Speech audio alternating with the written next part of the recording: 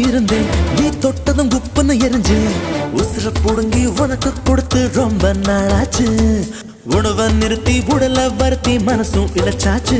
உன் பார்வை தொட்டதினாலே நான் அழகாய் மாறினேனே மூச்சு காத்து மோதியதாலே பேச்சு முட்டுதடி